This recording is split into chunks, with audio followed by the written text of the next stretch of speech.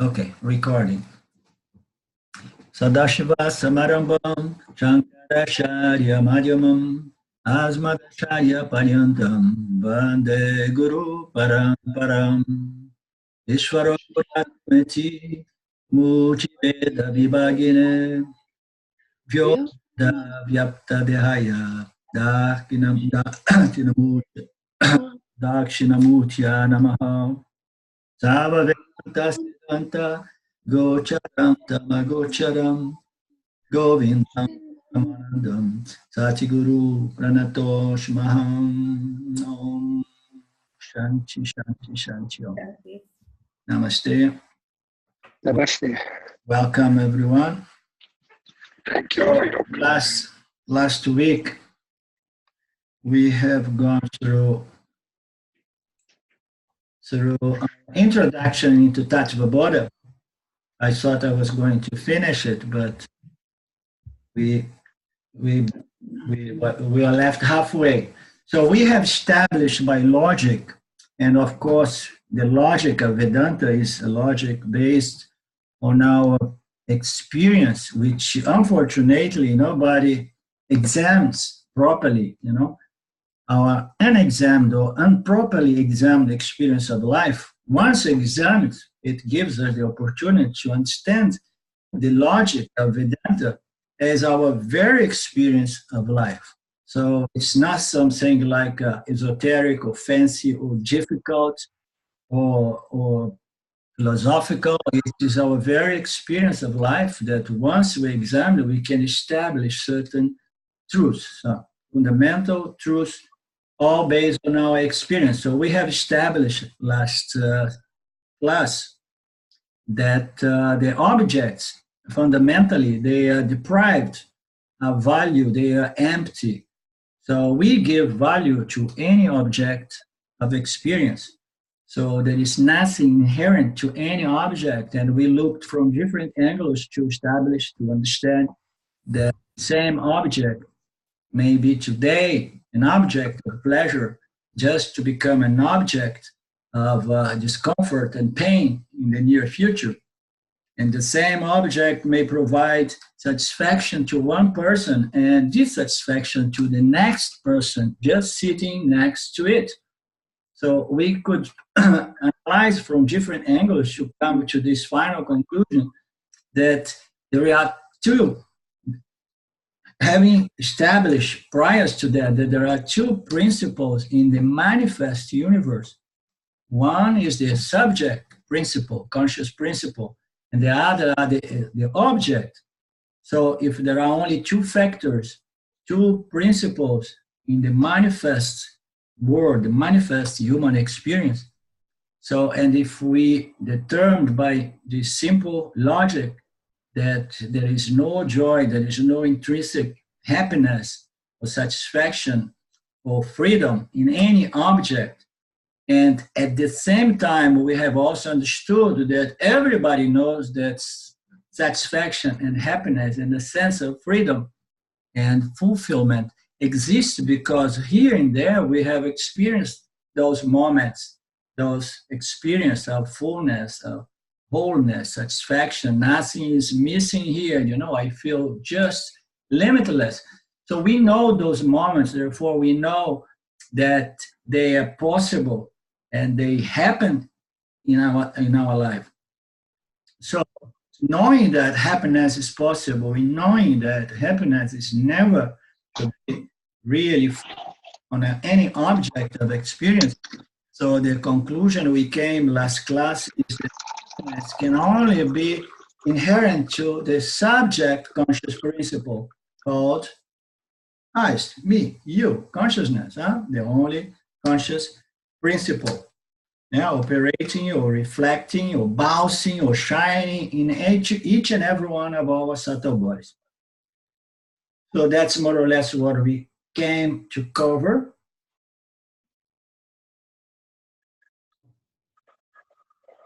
The same object gives different experience to different people.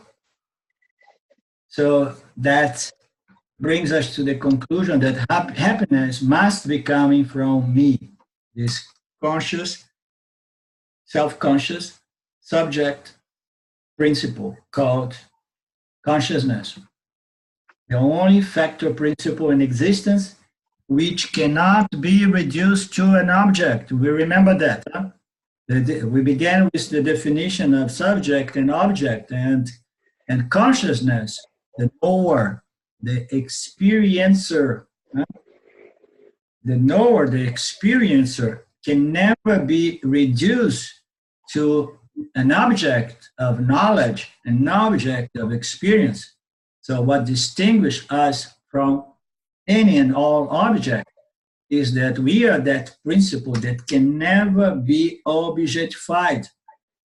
And that's the point that most people, have difficult, because if it cannot be made into an object of knowledge, how can I know the self if it cannot be turned into an object of knowledge? No? So the scriptures, they declare that self-knowledge is possible. It's not only possible, but it declares that is the very purpose of life. As we go and we grow and we develop to the point of coming into this quest for moksha, freedom, self-knowledge. So the self can and must be known, and this is the very purpose of life, but it is never known as an object of knowledge, never known as an object of experience. It's known as our very, very nature, the nature of the subject, I, the only I. It's known not as an object, but it's known as the very subject without which no object can exist.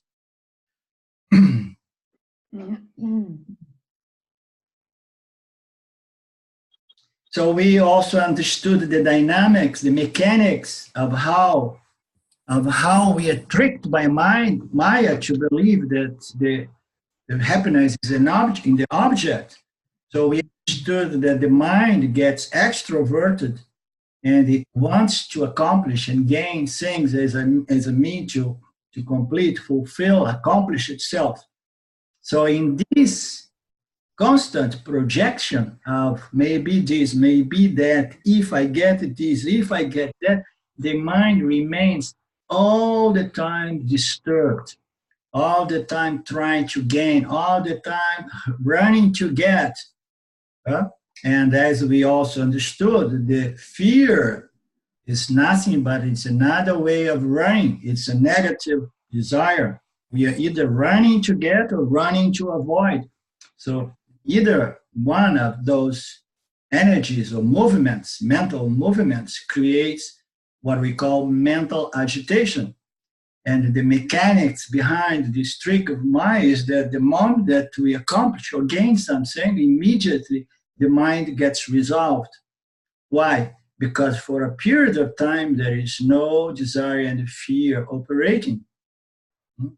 But when we look into that mechanics, we understand that even when we get accomplishments, when we get things that we dearly desire, for some moment we enjoy a certain joy and happiness.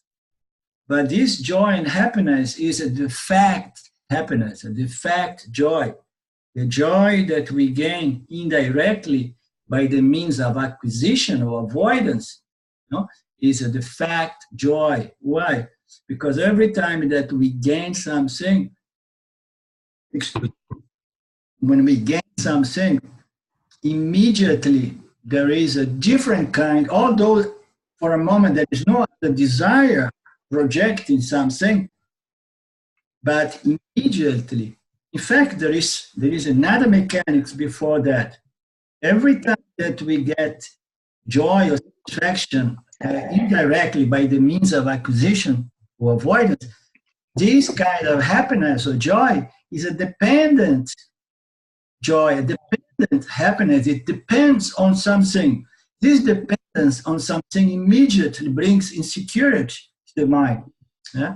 And on top of that, as we gain some things, immediately there is a fear attached to this gain. The fear is like, what if I lose? And fear is a negative desire. It's going to agitate, disturb the mind. How to keep it, how to maintain.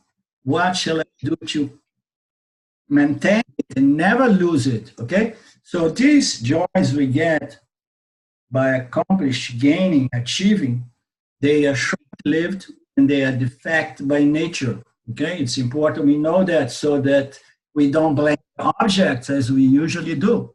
We go about and point our fingers to the objects in our lives. Hey, you did not deliver all the promise, all the promise of the Vedas. The Vedas is a big, big book of advertisement. Do this to get that.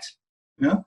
So none of, not even those religious, spiritual actions are going to really bring us true happiness, joy, and satisfaction.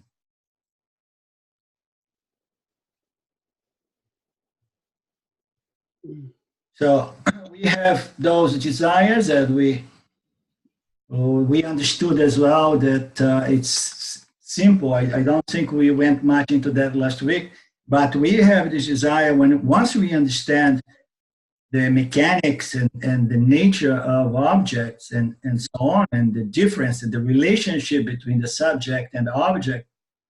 And then we finally say, wow, now I'm good to go. Now I understood. But what happens, in fact, is that these desires, they are deeply, deeply rooted in our causal body. The causal body, they appear in our conscious mind as an impulse to go to gain something, an idea, a desire, a fear. So to know that the desire, the objects are deprived of any happiness is the first step. The second step is to have this knowledge so firm and so clear in your mind that every time that our causal body, it keeps showing those vasanas, those tendencies, those fears, those desires, every time it appears in our conscious mind, we have the knowledge. And then we say, yep, the knowledge says so and so. Therefore, I have the means, I have the tools, I have the sword, I have a means to confront those vasanas and prevent them from pushing me around. And that's what they do. These desires and fears deeply rooted in our causal body. They have been living there forever. Self-ignorance, as we know, is beginningless. And it grows deep roots into our causal body. But the good news is that although these desires, these ragas and dveshas, although they are beginningless, they are not eternal. They are almost eternal, but they are not eternal. They can be put to death or brought to an end by the means of self-knowledge. And of course, it can be done only individually by our own efforts, our own personal efforts. Okay? Is everybody following? Everything is good? Yes. Okay. Yeah.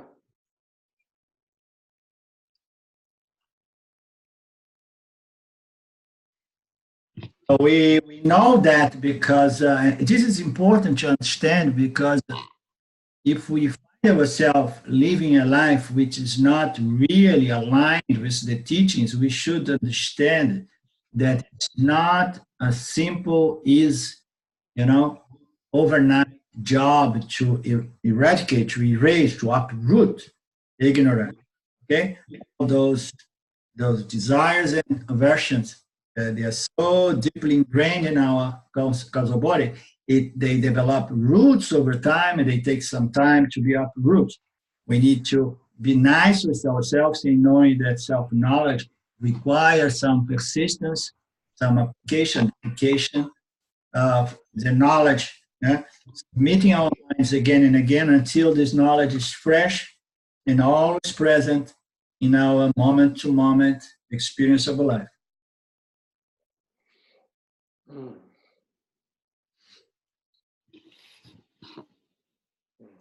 So we are talking about direct indirect happiness, the one that we gain by the indirect means of contacting the object and squeezing some satisfaction, temporary satisfaction. The satisfaction is not clean, clear, and pure, but it's something at least.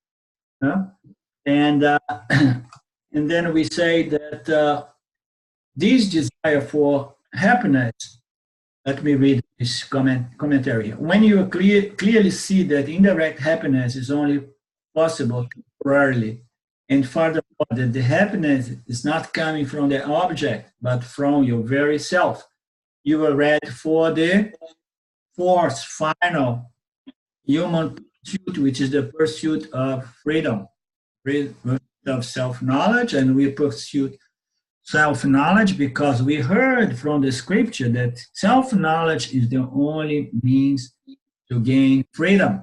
Okay, so we are the very rare. We are talking before we open the room today, the class, that Vedanta has a very small appeal, very people interested in Vedanta, and very few people are interested in knowledge, in self-knowledge, as a means to get permanent freedom, permanent satisfaction. So 99.999% of the people in the spiritual world, they still believe that a certain action is going to produce this permanent satisfaction and freedom. It's difficult to convert this desire to do and experience into a desire to contemplate and know.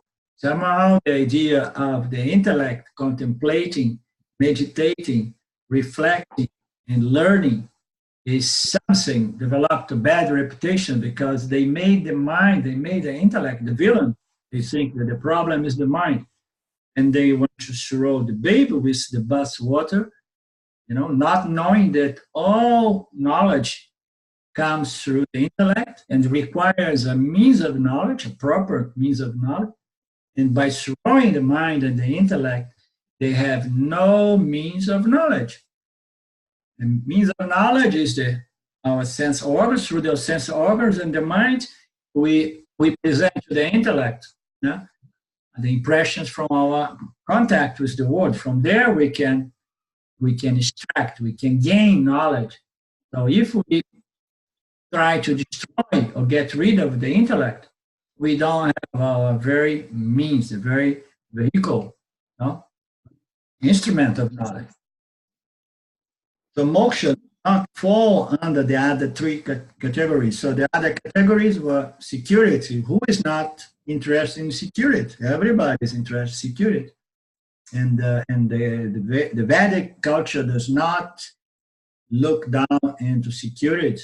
Artha, Kama, we don't look down into any of those because we know all of this is part of the process and we need to go through those levels of accomplishments. But those accomplishments should never be an end for themselves, by themselves. They should be always a mean to an end, because once we have gone through Artha, Kama, Dharma, and then we come at the very gate, very door of the fourth human pursuit, which is the pursuit for self-knowledge and moksha. It's a very rare desire. It's a very rare value. Moksha doesn't fall under the other three categories. Moksha is the direct pursuit, freedom of fulfillment as your own very nature. The desire for moksha is the desire to understand, know, and own the freedom of your very nature as the self. Okay? So how I'm going to gain moksha? Through understanding, through knowledge. Why? We already know, because we are always ever free, limitless consciousness, ever free, whole, full, complete, purna. So we are already that. But those wrong notions about what we are. So we are mistakenly identified with the object called the construct, the body-mind construct. And therefore, we feel limited. So moksha is not possible through any action experience, because we are already whole, full, and complete. We are already the freedom that we are looking or searching for. We just need to understand. We need to understand. We need to contemplate, understand, assimilate the knowledge, and most importantly, retain this knowledge. Okay? So self-knowledge is nothing more than knowledge about your true nature, which is retained. Okay? So if this knowledge is seen here and there, we have this glimpse of this knowledge within some atmosphere. We have environment of a 1 week seminar or anything like that, and then there our minds, they develop so much sattva that this knowledge sticks to our intellect, and we are clear about that. We all feel very free. Huh? So the key is how to retain this knowledge. Retaining this knowledge is the next step, because the moment that we come out of certain environments, those ignorance-based vasanas are going to challenge that knowledge. Okay? And that's where we enter in another stage in our process, which is called the nididhyasana, which is constant application and constant exercise and assimilation of this knowledge. So there is no other way around that. Okay? So we need to make this knowledge stable, stick, to use common expression of Ramji.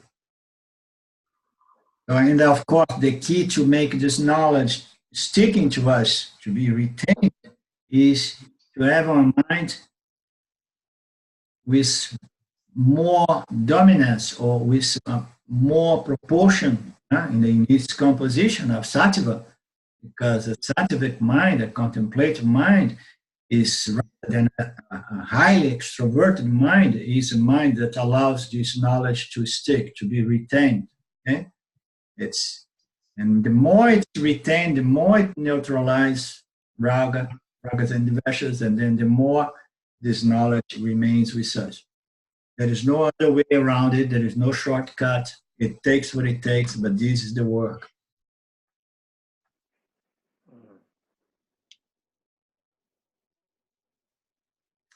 So, but the desire for moksha is the desire to understand how and own the freedom as our very nature, as the self. So, but how about actions? Because we have to act every day, right? From morning to the evening, we have to do a lot of actions. So we say that actions definitely can get results, and invariably, these results are experienced. Okay, they are the results, the karma pala, the result of my actions. We have been doing actions all our lives to gain results. Maturity to come to the point in our evolution that we understand that trying to live depending on the results of my actions is very limiting, because every action that I do comes from a limited me, body, mind. No way that I can do an action that can produce unlimited results. So to believe, to depend on the field of the object, the field of action, to find this freedom and limitlessness is impossible. And we have to convert this desire to act and gain the results of our actions into the desire to meditate, reflect, contemplate, and understand and know that we are already this fullness that we are trying to gain by the indirect means of accomplishing goals, gaining objects of desires. That's the main difference between results of actions and results of jnana. Jnana pala and karma pala. Karma pala, the results of this action are going to produce invariable experience. But when we contemplate, when we expose, when we submit our minds to the teachings of Vedanta, we gain what we call Jnana-pala, which is knowledge. Okay, the result of our contemplation. One is conducive to experience, the other is conducive to knowledge.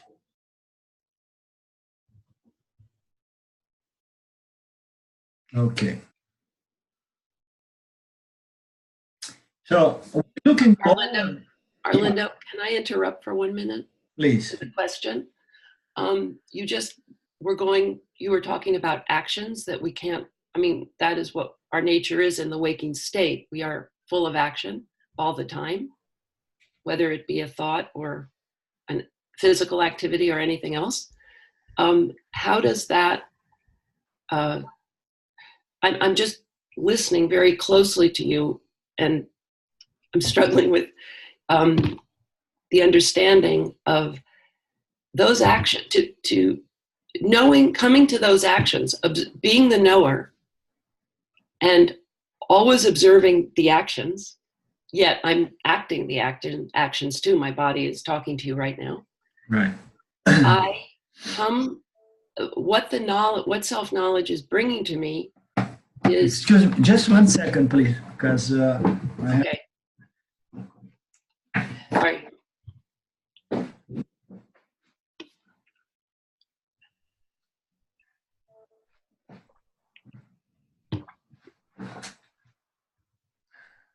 Okay. Okay. Let me try and restructure my sentence, my question. Okay, Colin. I'm going to try. I remember the thread. You can carry on. So the thread is, it's Maya again, reversing the reversal.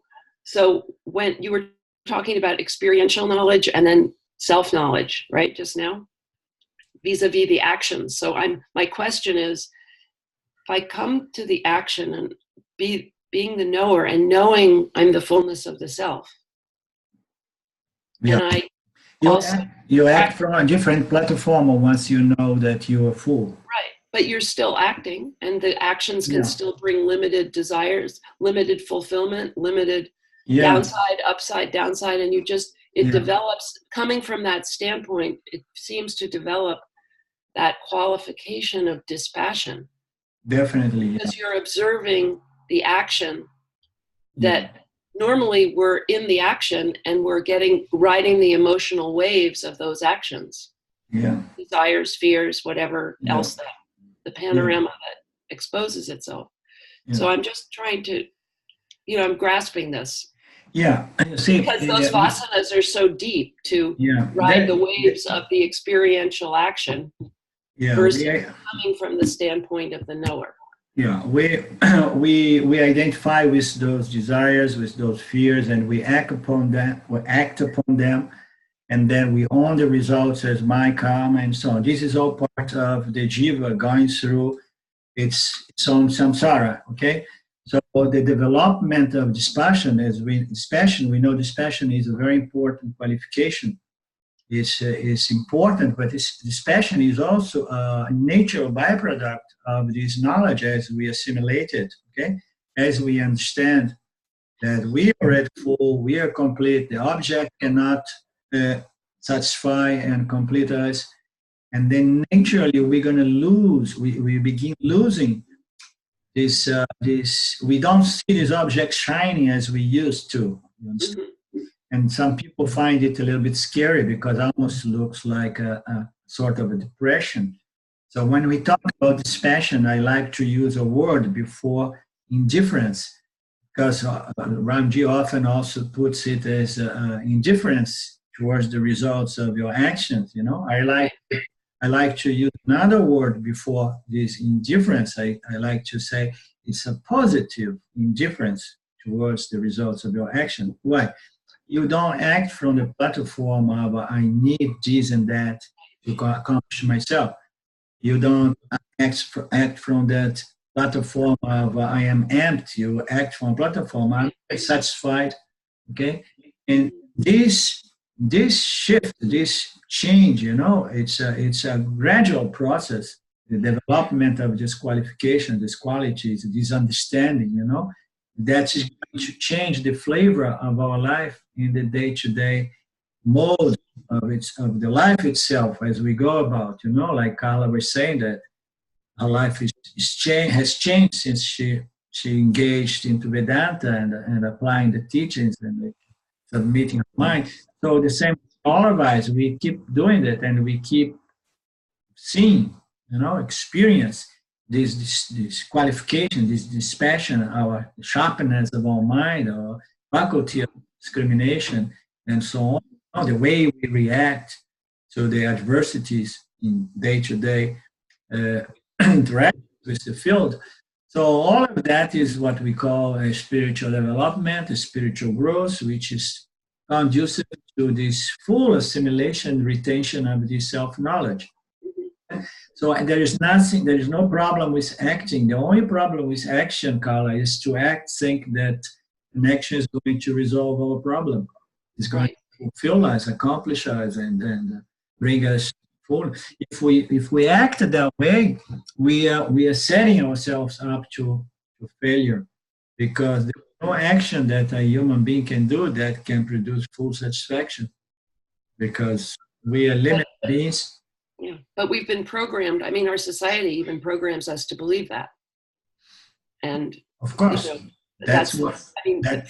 From the moment you're out of the womb, you start to get that program. Right. That's why it's so hard to find anybody who likes Vedanta, because this is one of the best teachings of Vedanta, that nothing will ever fulfill you because you're already full.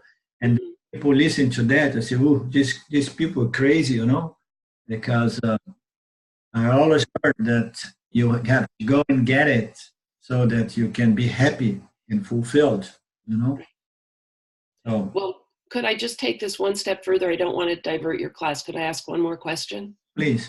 Okay. So in playing that out, I'm going to speak personally for a moment, is that as this develops, as this positive indifference develops, watching the actions of the day or the waking state, let's just say, or even the dream state,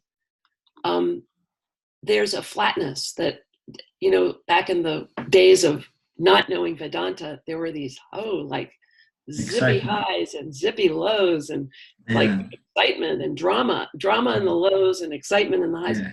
And, now that I have changed my life and I'm here in the country quite solitary, there's a flatness to it that it could rise up. I sense it rising up as a doubt. Like, is this really what you want? Like, what about all that other, So I'm just putting that on the table, because Nididhyasana, this arises, right? And I then look at that and I say, well, that's just, me looking for love in the object. Yeah. And then you taking it further and discriminating it. So, but I'm just pointing it out that it is a human factor of these deep vasanas. Yeah. So we spoke about that already in the past, although we don't speak since a long time. When you made this move to go to the country, and we are our vasanas, I mean, as far as our relative nature, our secondary nature as a jiva, we are our vasanas, we are our thoughts, we are our tendencies. So if we have a certain tendency that is more rajasic, and if we try to bring a rajasic person, I mean, I have given an example yesterday in a class with my friends in Brazil. When I was very young, I was a disciple of Osho Rajneesh. I went to a very beautiful place in the northern area on the coast of Brazil, where there was this amazing, beautiful beach, a small little town. And I opened a small restaurant, and I was living well there, having to work 3-4 months during the season and having a little money to live well in a piece of paradise, clean beach, almost nobody. But guess what? I have a very rajasic mind, okay? I needed action. And I had the piece of paradise set up for me. The whole setup was ready. But guess what? It was not a match to my nature, my relative secondary nature. I could not enjoy And that peaceful environment, I mean, if it was nowadays, I would say, ooh, no, this, I won my lottery ticket now. You know, I got the perfect environment and now I can have sun, beautiful beach, swimming, you know, and tightness for 9 months, 10 months, or 8 months, 9 months when there is no tourists and so on. So the same environment, it can be seen as a celestial kind of and peaceful thing. For other people, it can be seen like a cemetery, how do you say, a graveyard kind of silence, you know, or a horrible kind of, you know, silence. So it depends on our vasana load. It depends on our personality, our tendency, the vasana composition or proportions, you know, of our mind. So this predominance of vasana, it has to be somehow.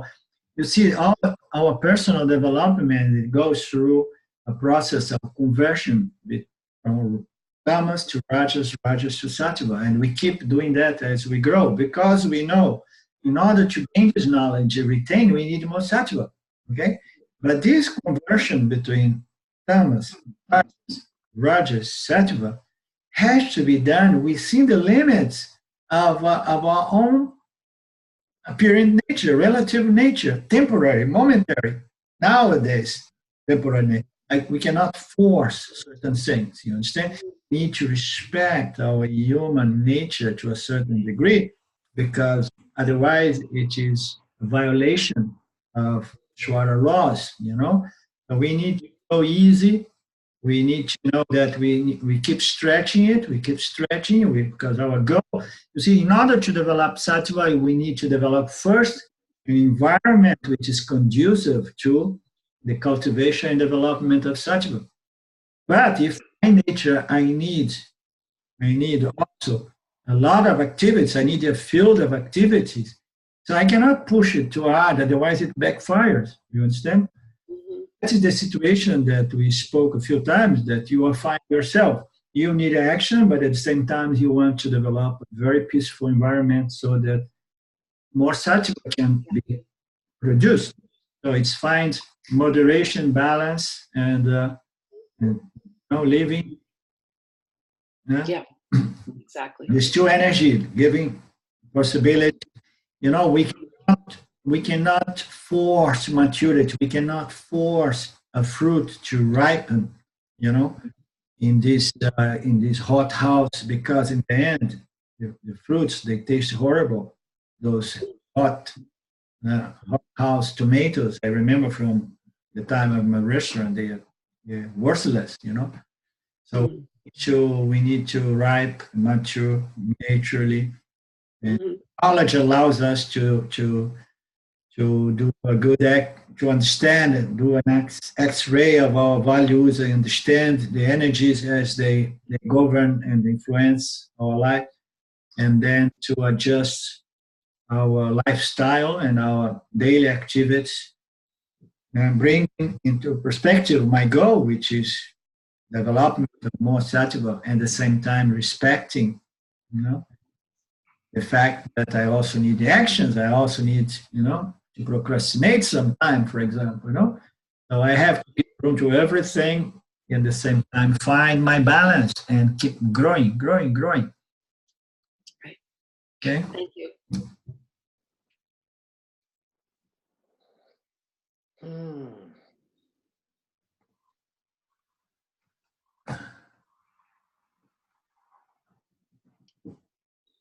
We know that actions will never produce, but still we catch ourselves again and again acting and mean to gain freedom.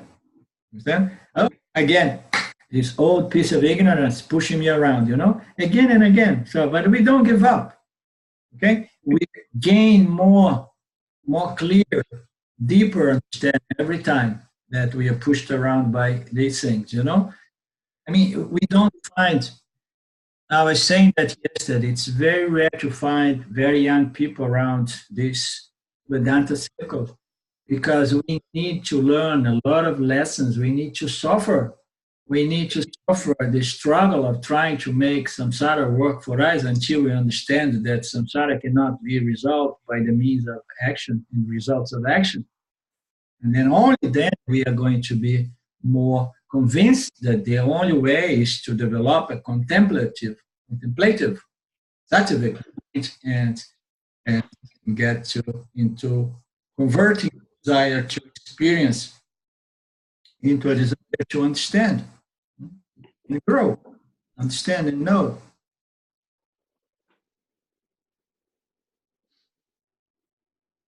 So we know that actions are not going to resolve our problems. Still, there are many people out there, 99.9 something of the spiritual world, of the spiritual teachers, they are out there saying that a certain experience, spiritual experience is required in order to free yourself, So it's the most common thing. We know that action is not going to do, but people keep going from Vedanta to this other group because there is all kinds of spiritual circles where people, they suggest that there is a certain action, particular spiritual experience that is required for the self to be known, for the self to be connect, and retain, to get contact to your higher self. All these ideas are so pervasive, and they still influence the way we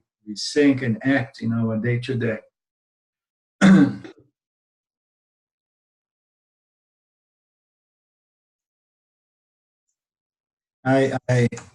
Before I met Vedanta, I met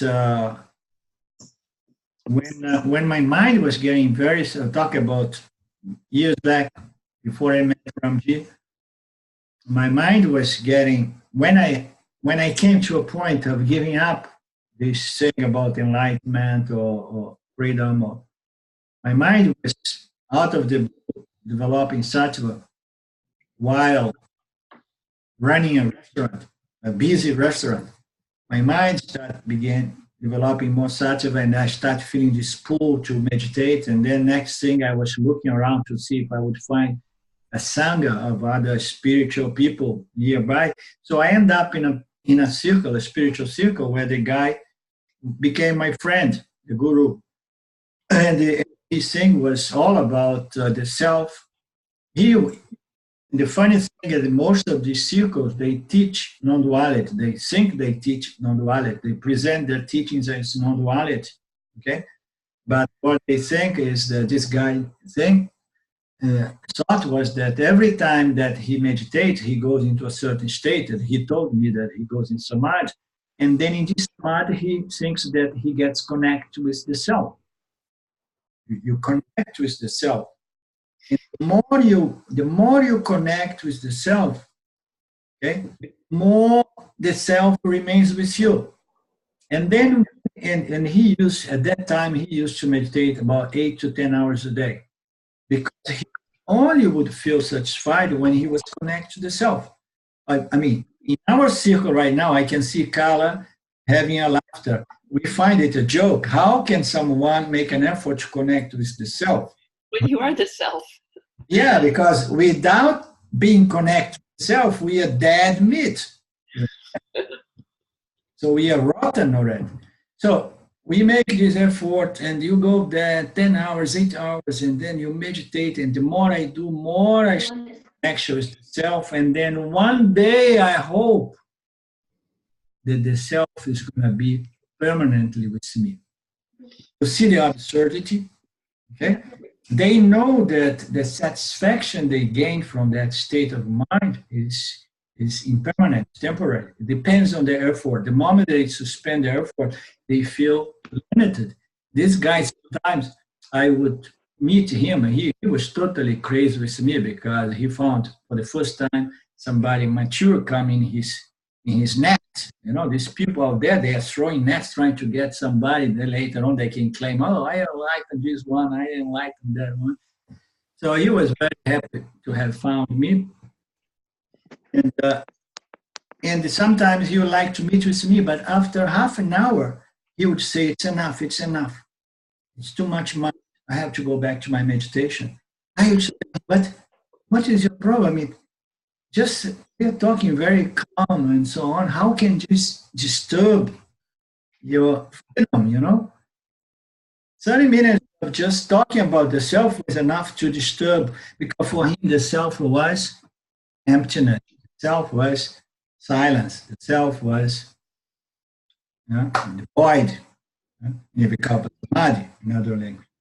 So find these notions, and these notions somehow influence every spiritual seeker in the world.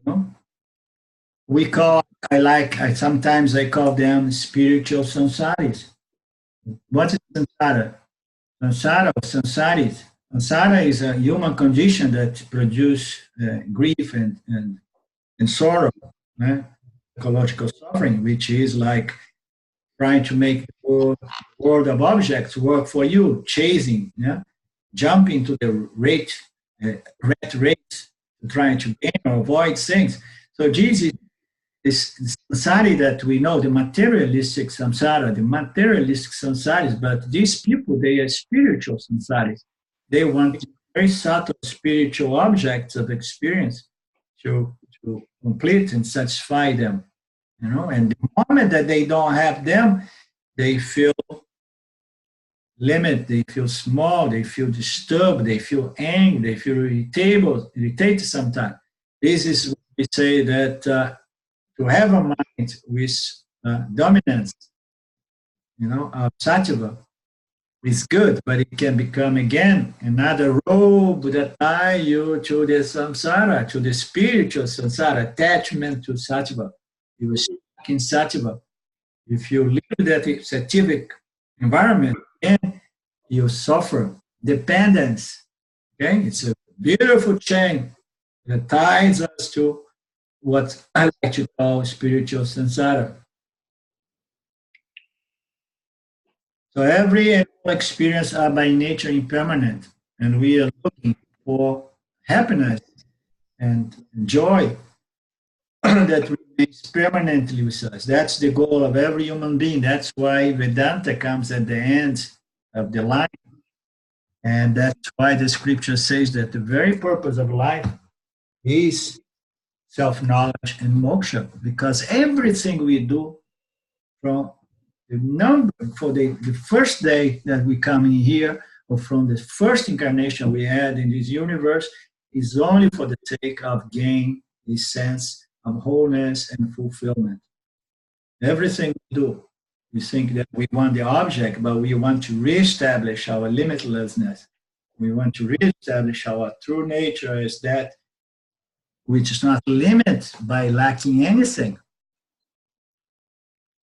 Okay, let's go into the introduction of non-duality. To non-duality. The notion that a particular experience is required to get us freedom is based on the belief that whatsoever I may experience out there is something other than myself. And that's where people think that we from Vedanta are cuckoos, crazy, when we come to them and we say that, and by the way, furthermore, the nature of reality is non-duality. And then they say, whoa, these guys have gone over the line. Now they are really tripping. They think that the nature of reality is non-duality. What it means, man? It means that there is only one. There is one principle. There is one conscious subject. And everything that appears in it, it's just a superimposition or a projection, such as a mirage in a desert in certain conditions. Hello, Steve. Hi. Hi. Hi. You're not just finishing? No, I just wasn't sure I got the timing right. Or anything. Yeah. Where are you from? Are you from the East Coast, West Coast? I'm from London, England. Oh, London. Okay. Yeah. It's 3 o'clock here. I wasn't sure if it was 2 or 3. Yeah, it began at 2 o'clock in England. I'm in Italy. Here I begin at 3 o'clock. Ah. So, so the introduction to non-duality is what Tattva turns people away from Vedanta very, very easily. Because we say that the nature of reality is non-duality. Everything that we experience is something that is not separate from ourselves. It's not something other than ourselves, because there is only this conscious principle. Okay, experience itself wherever, whenever this phenomenon Maya comes into place. When consciousness somehow pervades this Maya mirror, it reflects the universe of the holistic, pluralistic object, and everything is just an appearance in that which is this conscious principle in which anything can be experienced and known. Everything depends on me. Okay? So when we try to introduce people to the notion, to the true notion of non-duality, because in the spiritual world, most people believe that non-duality is what? Is oneness. Have you heard about that? We are all one. When people come to me saying we are all one, I say, no, no, no, no, no. This we are all one that you are talking about is we jivas are all one. I like to say in Mitya, duality is law, plurality is law in Mitya. Ramji likes to say that that non-duality is not sameness. What he tries to say was that. He's trying to say that in Mitya, it's not that everything is the same. Okay, Mitya, projection of names and forms out of the same conscious subject principle, names, forms, they come and they appear like in infinite numbers.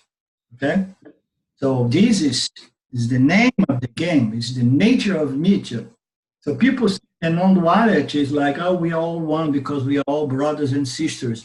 We are brothers and sisters with the trees and with the elephants and with these, we are all one. Well, no, this is not non-duality. Non-duality means to say there is none of this is real. Not really real. It's only me consciousness. It's only you consciousness appearing as this superimposition. Okay? So Vedanta is the only scripture that comes to the extent of really non-duality as it is. And that is a big push, a big stretch for most people when you say that the person is experienced every day only himself, herself. Every single experience is just consciousness experience itself. So now let's do a brief experiment. So when we look this one here, this one that I used to clean my laptop. So this is a brush. Okay. When we look into any object, let's say this one here. When we look at this, so the first impression that we have at this is happening out there. Now, in this case, at the screen of your laptop, your computer, you see it at the screen of your computer. Or you can say, no, I see it in the hands of Arlindo. Okay? So it's out there. No? That's whatever we want to say. But this brush happening to be in my hand, which by the way is located when we are going to what we call location of the object. If we really want to physically locate that, we have to bring into our mind the idea that it's in Europe. Now we can say, where is this? Oh, this is in Europe. And we could say, no, it's not really in Europe. This is in the planet Earth. It's located somewhere, okay, in this vast universe. Okay, so let's just keep it to say that this is located in my hand. It's located outside of us in the screen of my computer. Okay, so I see this and I find it to be outside somewhere there. Okay? But this brush, is it really happening outside or is happening in our very own mind? Is it not coming through our sense organs, the vision? No? The vision is allowing this. Vision is one of our instruments of knowledge, okay? Organs of knowledge. We gain knowledge through the five senses. Through the five senses, specifically through the vision, the eyes. We gain the knowledge of the presence of something, and we know it's a brush because this brush is equal to the knowledge of the object. The object is equal to the knowledge of the object, the sought knowledge of the object, the brush. Okay? When I present this brush, nobody sees, for example, spectacles or glasses. People see a brush because there is a thought brush, a knowledge brush. The brush is equal to the knowledge of itself as a brush. So this knowledge, it happens in the mind of the individual, the same way that when we locate this brush, and we may say that this brush is happening in Europe or in the planet Earth or in the Milky Way, or we may say it's happening in the universe. Okay? So if we locate this brush in the universe, okay, then the next state we can say assim, but where is the universe located? And then one can say space. No? But actually space may be more correct to say appears in the universe. But regardless, this brush appearing in the universe, has anyone ever seen the universe? Universe is but a concept in our mind. So universe in which this brush is located is a concept created in my mind and gained and retained in my mind. So this brush is only and only appearing in my own mind as the thought brush. Okay?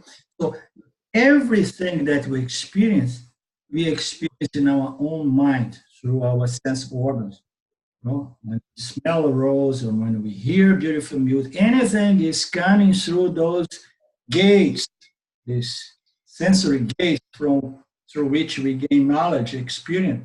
So we gain those, and then we retain this knowledge. Now, everything is just happening in our own mind. Another interesting thing is when we see a brush like that, in order to experience this brush that is in Italy, nobody needs to come to Italy. And then we say, no, but it's not really in Italy, it's on the screen of my computer. Nobody has to go up to the screen of the computer to experience that. We can maintain our distance to the screen, yet we experience the brush. So we all experience the object in our minds, okay? So the next step then is to consider how far our mind is from the subject principle of consciousness, the conscious subject principle. We have established that the mind, the intellect, they are by definition also objects, okay? So last class we have established, determined that an object is anything that can be objectified, seen, experienced, known, conceptualized, etc. Anything other than myself. We have determined that the self is the only principle that cannot be reduced to an object of knowledge. So now we have this object, which is the intellect, the mind, in which the objects appear. And we have discriminated to know that this mind is an object appearing to me. Now, what is the distance? We are talking about location of objects. We have established that the object is located in our mind. Okay? When we dream in the night, we project all this dream world in which there are numberless objects being projected. Okay? Likewise, those objects are being generated by my mind and located in my mind and experienced in my mind. It's very similar. Okay? The only difference is in the awakened state we interact with the objective reality, which is the projection of Maya. We have a projection of Maya and a projection of the Jiva. Okay? But it's all happening in my mind. So now, what is the distance between my mind and myself as the subject conscious principle that which shines and illumines and illumines the mind? So what is the difference difference? What is the distance? Sorry. What is the distance? None. Have we ever tried to measure it? The distance between my conscious subject, this conscious principle. Is there any distance between this consciousness and my mind? Of course not, because we know that the mind pervades everything. We have understood the mind shines into the consciousness pervades everything. So consciousness shines in the mind to produce this reflect consciousness called the jiva. Therefore, consciousness is pervading everything. There is no separation or distance between consciousness and its own reflection, which is the mind of the jiva. The objects appear in the mind, therefore the objects appear as non-separate of the mind and not separate from consciousness. So any and everything that we experience non-separate, not apart from myself, as myself appearing as a name and a form. Okay? So this is the most radical declaration of the Upanishads that most people have a lot of trouble to cope with. And self-knowledge is only possible when we really make peace and understand that all there is only this consciousness, subject, principle, appearing as an infinity, a numberless diversity, plurality of names and forms. So we find those thoughts in our minds which are faithful to the object. They are not separate from the object. The objects are attached to our mind. Our mind is not apart from consciousness. Consciousness is that which pervades everything. Okay? It shines in the subtle body, and when it shines, it becomes the illuminator. It illuminates the field, and it illuminates the mind itself. We can see the field, and we can see ourselves. That's why self-knowledge is possible. So this means that anything that we experience at any time, in any place, is nothing but ourselves. Why? Because experience is only a thought object, and that not only are made out of the mind, but it's most important, it's not apart from the mind. And as we have already established, the mind is not apart from you, the subject conscious principle, the real consciousness, the real subject principle. Okay? So the mind, the intellect is a reflection of this consciousness that we are. So the idea that action is required to gain a particular experience of the self is based on a fundamental misunderstanding that most people in the spiritual world, even the gurus, especially the big famous gurus, okay, that supposedly teach non-duality. They teach duality as non-duality. What is this basic, most fundamental misunderstanding? Is the non-recognition of the non-dual nature of reality. Okay? For everyone who tells anybody else to say, go and do this and that so that you can connect and gain the self, and gain consciousness, or become more conscious, or anything like that, is misleading other people because it's based on the fact, on the misconception that the nature of reality is duality, rather than the nature of reality is the one non-dual limitless self. It's limitless only because it's the only thing. It's one without a second, one without otherness. That's why it's limitless. Self-knowledge produces this sense of liberation and freedom because you discover that even when the body is destroyed, you don't go anywhere because you are all pervasive. You are everywhere, infinitely in all directions. The universe appears in you. You know, it's a small little thing in the vastness of this conscious principle. So there is no way, nowhere you cannot exist. And that's where the Jnani, the Jivan Mukta, relaxed about the mortality, the decay, the old age, and the death of the body-mind construct, the jiva construct.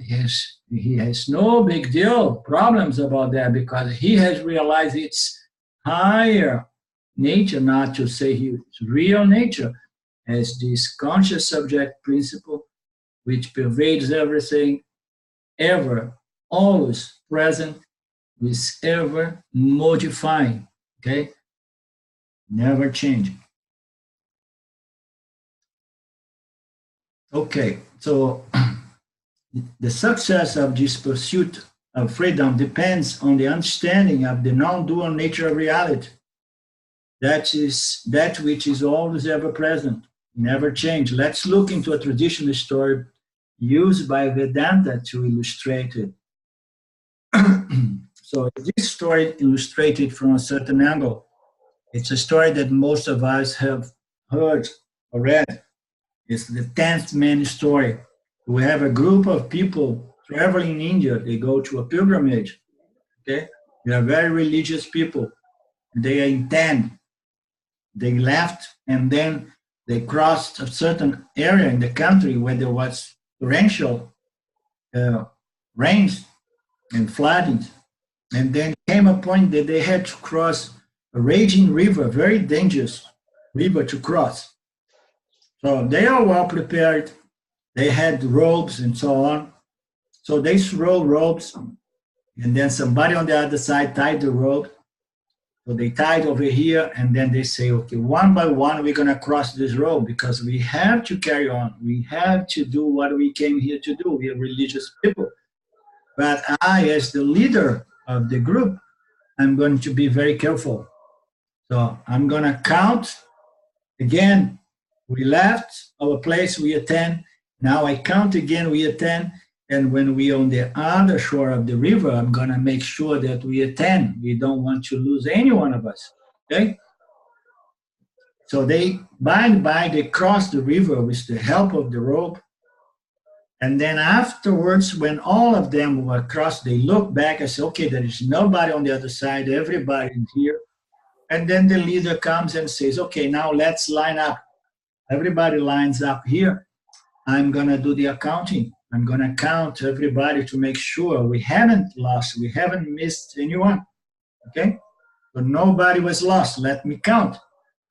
So the leader went there and started counting. And then as he came to the end, he counted only up to 9. And then he started really feeling emotional, sentimental. He started almost crying. And then he said to himself, it must be a mistake.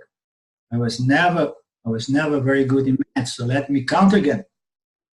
So he went there and he counted again, and for his desperation, he counted, there was only 9. And then he was really in tears. He was really crying, saying, oh my God, we lost one of our brothers. Okay? We left home, we were 10, now we are 9. And now, what are we going to do? How are we going to end, our pilgrimage, and how are we going to go back to our wives and so on? We lost one of us. And then it was this big drama, and everybody was crying and sad. And then meanwhile, there was another gentleman passed by. This gentleman, of course, had a long beard, because these wise people, they let the beard grow.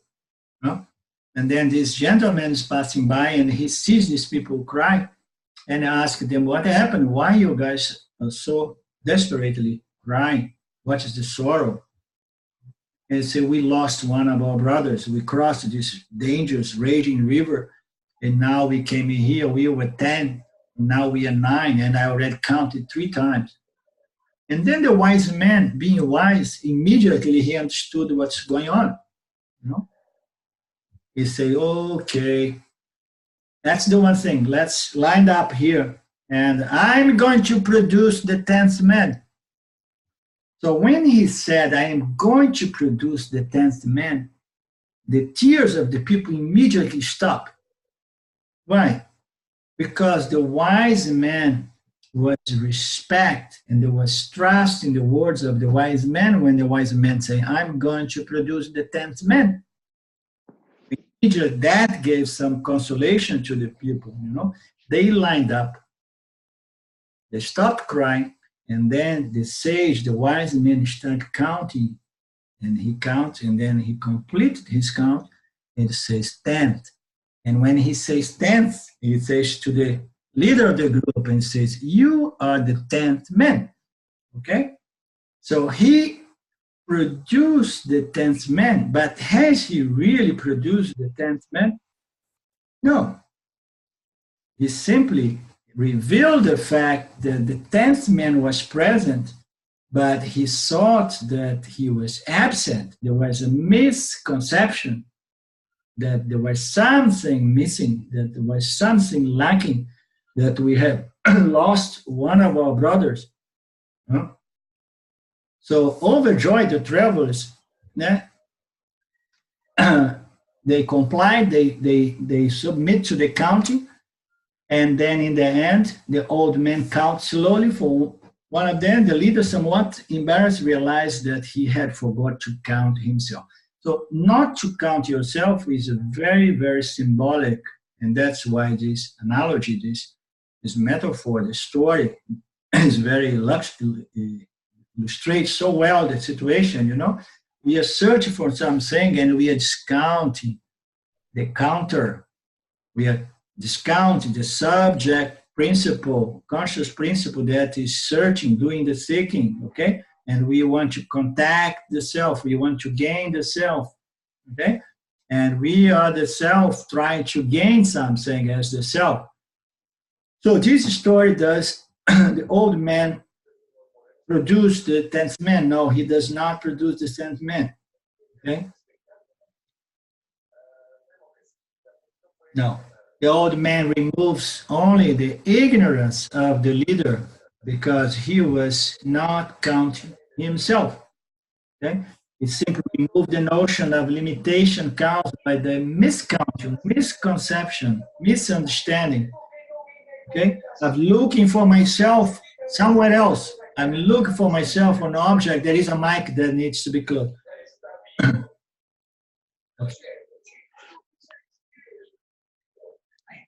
There is a TV on. So similarly, the contention of Vedanta is that you are always ever present, changeless present, and free. So there is nothing you can do to produce this freedom because you are the 10th man. You are this freedom, always ever present, but somehow mislooked, overseen, miscounted, discounted, or howsoever you want to put it. Okay? So there is nothing we can do to produce this freedom and limitlessness and happiness, because this happiness is our very, very nature. So now, when we hear that, we can either enjoy the fact, wow, there is nothing I can do, or we can feel like, oh my God, if there is nothing I can do now, so what? The way I will take this statement, this declaration of the Upanishad says a lot about what I am and what we are, as a jiva. So is it a good news or bad news when I hear that there is nothing I can do to gain happiness? So it is a bad news if I consider myself to be a doer, and if I believe that limit actions can produce limitless result.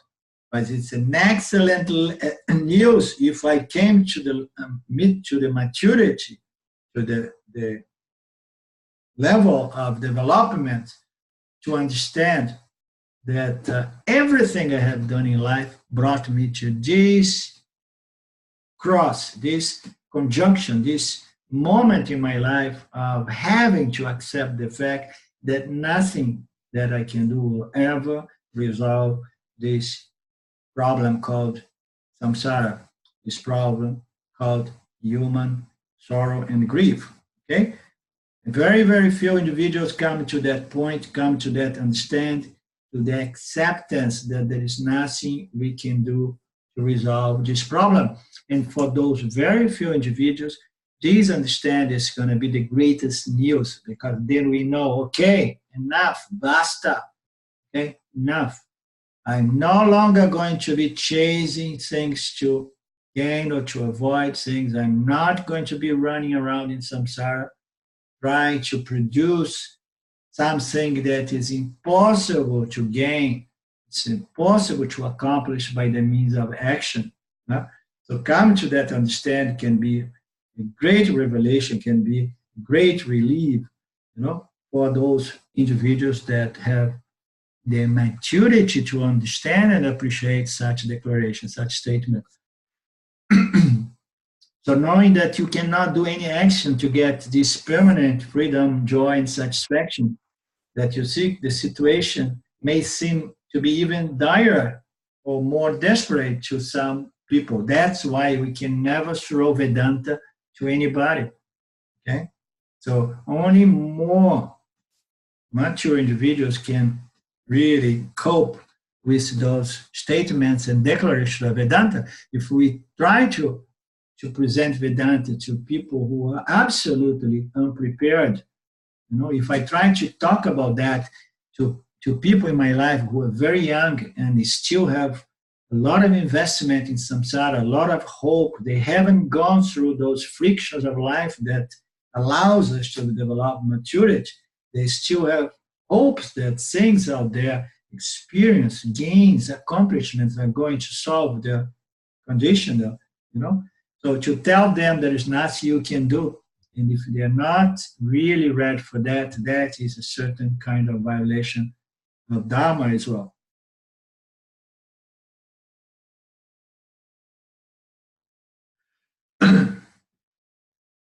So we just need to understand who we are, what we are, and as consciousness, we are full, we are whole, we are complete, we are all pervasive, we are always ever present, and we never change. Everything else modifies on a moment-to-moment basis, but I don't change.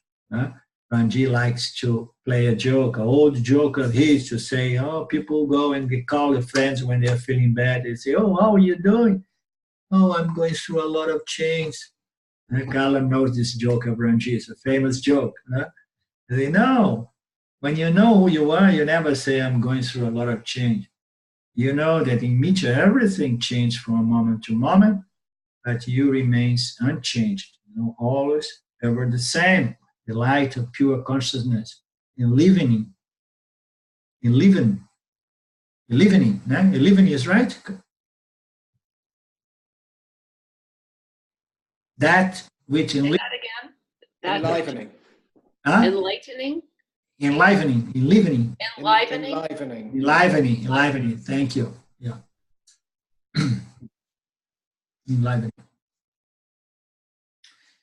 So now we understand that we have a value, and we are mature enough to understand that only knowledge is going to solve this problem, because we are already the 10th man. There's no way that we're going to have to produce. Only the knowledge, understand the removal of certain notions of ignorance are going to solve this problem. Now, when we understand that only knowledge is the solution, and then the next thing to understand is that for any knowledge to take place, we need a means of knowledge. This is important because most people know, everybody knows that any object of knowledge requires a means of knowledge.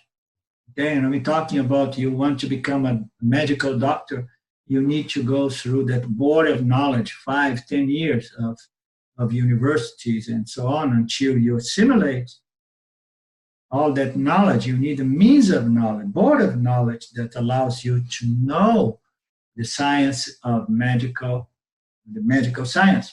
Okay? So when we come to the spiritual world, a lot of people say, it's okay, but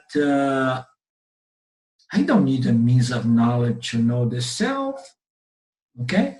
I came to Vedanta and I heard that all there is the self, go home and be free. This is a common approach that we find in the spiritual world all over the place, very, very spread. It's called the direct path, the path that goes over the process of mental preparation, mental spiritual maturity. Just throw the truth and say, oh, you are the self. All there is the self. And there is nothing you can do because you already are it. Go home and be free. Yeah? So I lived for several years with a second teacher of mine, and he used to do only that. Okay, and people would to leave India on those days think, oh, I'm free, because I understood all there is consciousness, and I heard from Nisargadatta Maharaj as well, you are that. Yeah?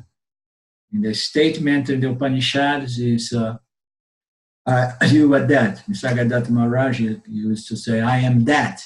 You want to personify that statement and say, I am that. So, but you are consciousness, you are that, is a compliment. You are this limitless consciousness and you are always ever free. It's a wonderful statement, but it's not necessarily understood unless we have submit our minds to a proper, complete, extensive means of knowledge through which we can really assimilate, gain, and retain firmly a hard and fast certainty, doubt-free knowledge in reference to what I really am requires an extensive, complete means of knowledge. And this means of knowledge is called Vedanta, okay? And the Vedanta, the end of the Vedas, is teaching methodology, is teaching, this body of teachings that facilitates the jiva. It's all teachings based on the logic of our own experience, not properly examined by everybody living their lives. Because we are born out of ignorance, nobody questions duality, nobody questions the fact that life is about going and getting it. Happiness is to be found in the other, in the object. Nobody ever questioned that. Only when you come to Vedanta. Therefore, when we come to Vedanta, we need to submit our minds to this entire body of knowledge, a means of knowledge. We cannot gain this knowledge without a means of knowledge and personal effort. And then somebody comes and says, oh, no, this is BS. Because there are other people who did not need Vedanta. There are other people who did not need anything, like Nisargadatta Maharaj, he had a guru. But how about that? Ramana Maharaj, he never had a guru, he never had a teacher, he just popped up like that. And he had his epiphany and he became a saint, a sage, an enlightened being, and so on. Okay? So those are exceptions to the rules, but they are not even exceptions to the rules. Because if someone like Nisargadatta Maharaj was my main source of inspiration. I was inspired by him, and I was following his footsteps, his pointers, because he never had a teaching, you know? But and somehow try to use him as an example of what's possible. Okay. But those are exceptions to the rule. But certain individuals, like those individuals that I just mentioned, they already had a certain level of preparation or maturity or purification of mind that was acquired in previous incarnation. Okay? So when you see someone like Ramana Maharaj just getting the knowledge out of the blue, don't be misled to believe that it could happen to us any moment, because those are exceptions to the rules, and they are not real exceptions, because if they did not go through the process of preparation and purification of the mind in this lifetime, they went through in previous lifetimes. Okay. We need this means of knowledge. We need to be ready to submit, to expose our minds to this means of knowledge. Typically, our means of knowledge are our minds and senses. we use perception and inference to gather information and come to certain conclusions about the world, the objects, no, the objective knowledge, and knowledge out there. Why won't these means of knowledge work for self-knowledge? So what it's saying is that the knowledge is not, the knowledge of the self or self-knowledge of the self cannot be reduced to an object of knowledge. And we open our class today, we mentioned that briefly, that becomes a problem to most people because immediately they say, okay, so we need a means of knowledge. And how can a means of knowledge, a board of knowledge, be deprived of an object of knowledge? Because the self is not an object of knowledge. Okay? So how I'm going to gain knowledge of something that is not an object of knowledge? You see the trouble? So how? It's not an object of experience, it's not an object of knowledge, but the Upanishads declare that, but it not only can be known, it must be known if we want freedom, if we want peace, if we want to enjoy our lives and experience our nature as limitlessness. Okay? We are not an object of knowledge, but we are that which must be known, that by which knowing that in and everything else is no longer, is irrelevant as a knowledge. So there is the thing is that by which knowing that you have known everything. But it does not mean to say that you're going to know everything that Ishvara knows. Ishvara is all knowing. In fact, Ishvara is pure knowledge. Okay, it's the knowledge, the intelligence, out of which the universe is not only projected but sustained, maintained. So we are never going to know everything, which is in terms of phenomenal, scientific phenomenal objects out there. But by knowing the nature of reality, we have known the nature of everything. Okay? And not only that, by knowing the self, which is the nature of everything, we understand that the nature of myself is the nature of everything, and is that only thing in the manifest that is complete. Okay? Only that substrate of the manifest is the only full, whole, and complete factor in our experience. We are not available to objectification. We cannot be seen what we are. We cannot be perceived by the eyes, by the ear, but we are that by which the eyes can see. We are that by the ears, the ear can hear, and so on. There are some beautiful passages in some of our Upanishads, that by which the nose can smell, and so on. Without this conscious subject principle, the sense organs are useless. They are just dead matter, okay? Inert matter. So we cannot be seen, heard, taste, touch, or smell. You cannot be thought and even conceptualized by the mind. Yet we can be known. The self can be known. Okay? You are the formless and free of attributes. So to remove ignorance of your true nature, a means of knowledge is needed. Vedanta is that means. It reveals you, the self, as your very nature. The very nature of the Jiva-atma is Paramatma. Okay? It does not produce the self. It does not connect the Jiva with the self. It does not poof the self into existence that brings back the self into existence or anything like that. It's not like a genie or anything. It just reveals the ever-present self as the very nature of me, the subject conscious principle, that in which anything can be seen, known, experienced, objectified, conceptualized, and so on.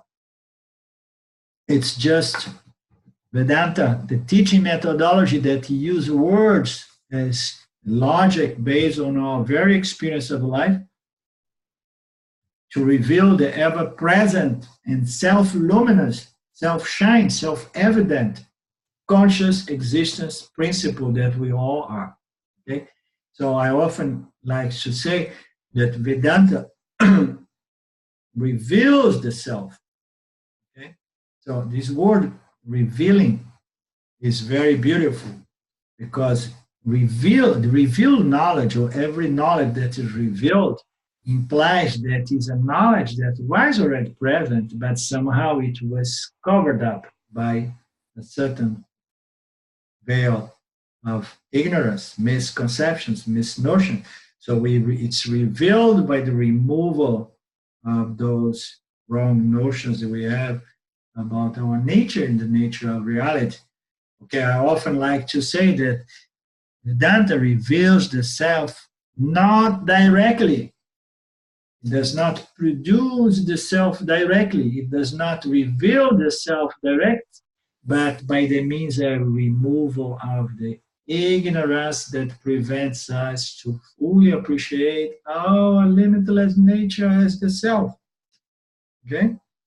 So we need to do it indirect. That's why our teachings of Vedanta, they are not only about you are Satya, you are the ever-present consciousness, and so on. Satchitananda, Satchitananda. No, the teachings of Vedanta, they go into the human ignorance that prevents the jiva to appreciate fully its true nature as the limitless self. It's an indirect means to reveal, uncover, and to let the self shine in our minds by the means of the removal of all those wrong notions we have about what and who we are. So an example of revealed knowledge is the law of gravity. When we discover something is also a beautiful word because it implies that something was there but it was covered and then we discovered. Okay? So when we discovered the law of gravity, would we say that we have invented the law of gravity? No, we did not invent it. It has always been there operating, okay? It has always been there conditioning our experience, making our experience possible, right? At least in our planet. So we discovered that. So revealed knowledge is a knowledge that has always been present, but somehow it was covered by a veil that we call ignorance. When did ignorance begin? It's beginningless. And all we do as human beings is to uncover these small bits and pieces of ignorance, and then we get to know things into the object world of phenomenal object. But self-knowledge is altogether a different kind of knowledge because it's not objective knowledge. It's the knowledge of the subject, conscious principle. So in other ways, the conscious subject knowing itself is the only reality. And that is possible by the means of extensive, complete knowledge, body of knowledge called Vedanta, and it requires some time, qualifications, patience, dedication, and so on. We don't get a medical certificate overnight on the internet. Even if we pay $1 million, we may get the diploma, the certificate, but it's going to be useless because we are not going to be able to get a job because we have no skills, we have no knowledge. So likewise, in order to gain this hard and fast, always ever-present knowledge, we need, almost invariably, we need to submit our minds to this means of knowledge regularly and persistently. And over time, through this process of verification, a universal impersonal methodology developed. This is another point here.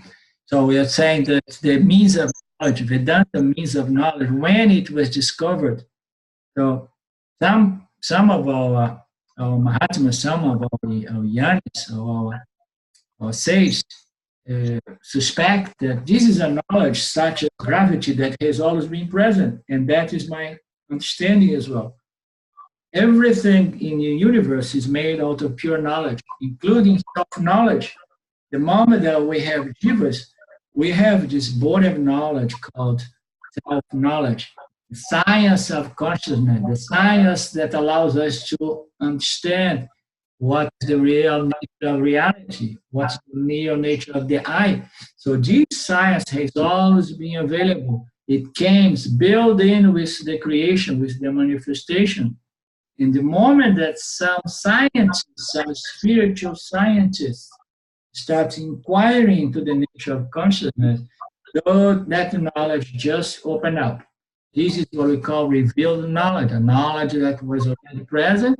All it required was certain minds that start inquiring into that field, which is a very unique kind of field because consciousness is not an object, but it's the very subject of the one doing the inquiry.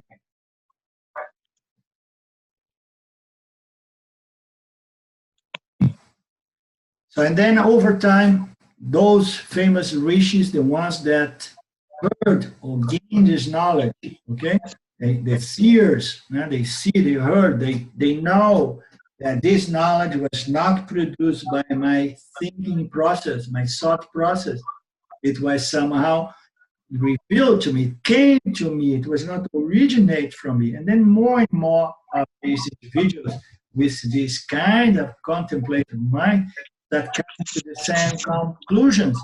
That's why we call it a science, because over time, more and more individuals came to the same knowledge. Okay? Yes, oh, I never heard about you, but I also got it. Okay, those were the riches. And then over time, all this knowledge was put together to become what we know as Vedanta, an impersonal means of knowledge, methodology developed in order to facilitate the communication of this knowledge to other people.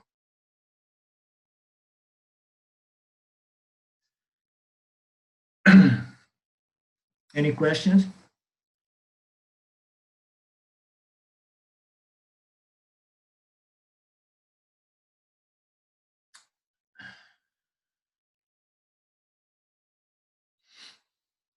Okay. Another note, originally Vedanta was an oral tradition. Only later it was written down as a group of scriptures known as the Upanishads. Okay, we don't know how far back, how many thousands of years back it was turned into written scriptures known as the Upanishads. Before it was oral. So the Vedic culture was very respected. It was very important. It was an honor to the richer, the more cultured families to send their children to the gurukulas, the schools where there was some gurus, some sages teaching the Vedic culture. Why they used to do that? In those days, it had to be oral. And the only way to pass this culture from generation to generation was by the means of memorizing the knowledge. So these kids used to be sent and they used to spend 14 years learning everything. The brain was fresh, the mind's very alive. They used to memorize everything. So they would go for 14 years memorizing everything. And then when he was 21, they were sannyasins. And then the following 7 or 14 years, they were going to understand what they have memorized. The first step was only memorizing, okay? So that they could be used as instruments that could pass on this knowledge to the next generation. So it was an oral tradition that only recently became known as Upanishad. Most of this tradition is said to be lost, but we still have the 4 Vedas and certain numbers of Upanishads, about 110 or 11 of them are the most important. And besides the Upanishads, which are the primary scripture, the primary text. We have the commentaries on the Upanishads, which are the Brahma Sutras, and we have the Gita, which is the Upanishads, made into a nice, beautiful, loving story that integrates Kama Yoga with Jnana Yoga. And then we have our recent Mahatmas, our recent Yanis, that wrote beautiful texts, among them Shankara, which is the Swami that wrote this introductory text called Tattvabodha. Okay, so we have a lot of materials, although it's said that most of what was there one time is lost in time. Okay, originally Vedanta, although the word scripture may conjure up ideas of authoritarianism, yes, how you say that? You got it, huh? That's why I like you to help me. Authoritarianism? Yeah, authoritarianism. Very difficult, this one for me. Or dogmatism. So it's the scripture that people say, oh, scripture, oh, it's law, we have to follow the scripture. So it has this connotation.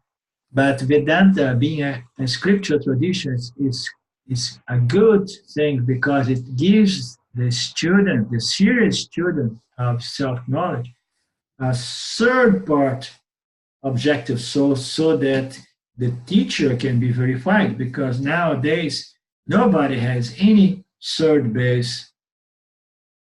party source to put any statement from any teacher against to say, okay, let's see where we can see if what this guy is saying has any fundament, it has any substance.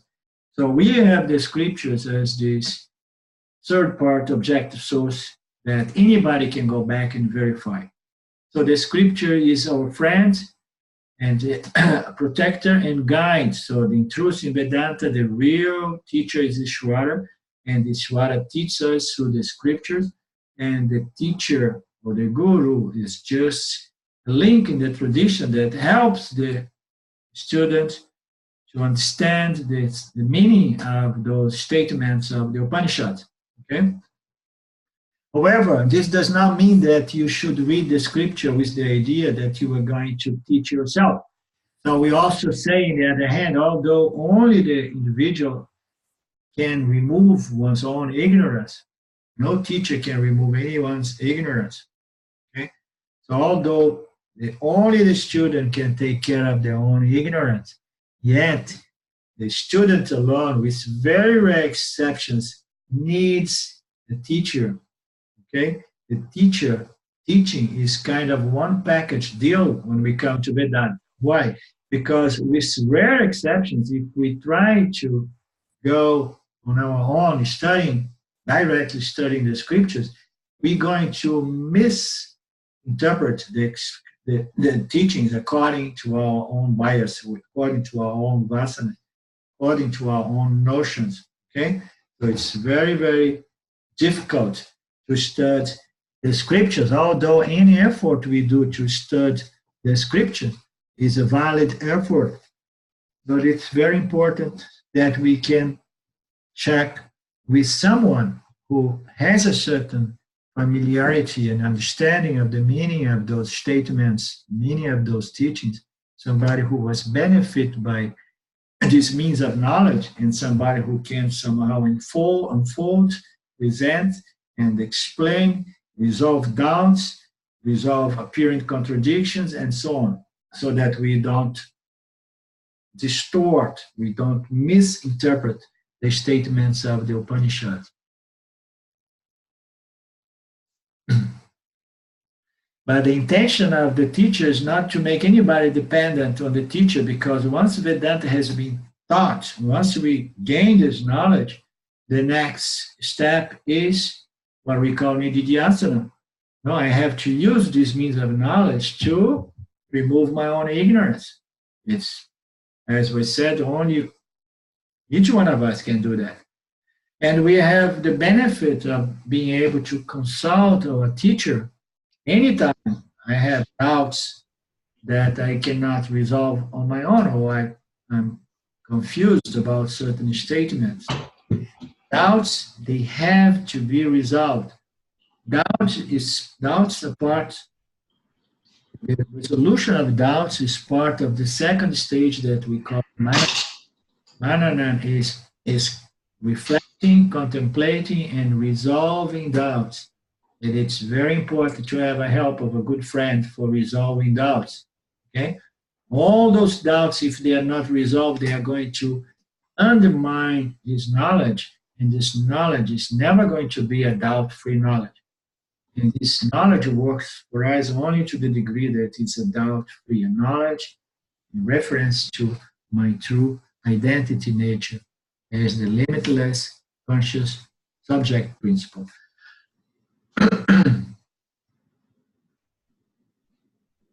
So, having said so, Vedanta works on three stages. The first stage is called Shravana. It's called listening. It's submitting our minds to the body of the teachings. Okay? We're going to submit it. Nowadays, we can do it by audio, by videos, by books. We can have contacts over the internet, so it's much easier because we are living in this time in which communication is the easiest thing. No? So, but anyhow, in one way or the other, we need to be able to be taught. No? This first stage of Vedanta is called Shravana. Shravana literally means listening. So it's very indicative when we say listening. It means that it's listening from the teaching being presented by a second part, okay, by the other. I'm listening to it. It does not say by studying, by reading. It says by listening. Okay, it has to be taught. So the first stage is to be taught, is to listen to the teaching. And then as we go about submitting our minds to the teachings, we also go into the second stage, okay, called manana. Manana is reflecting, meditating, contemplating on this teaching, and again, resolving our doubts with the help of a good friend. Okay? This is the second stage called manana. And the third stage is called nididhyasana, which is literally means assimilation of the knowledge. And it's common sense. We hear, we listen it attentively, we try to listen to it with an open mind, with a certain trust that maybe the scriptures are pointing us to the right direction when it says that no action is going to produce your limitless nature. Only understanding will take care of that problem.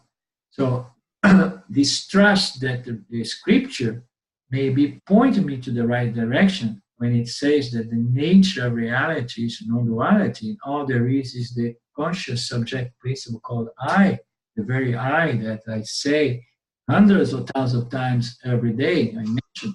Okay?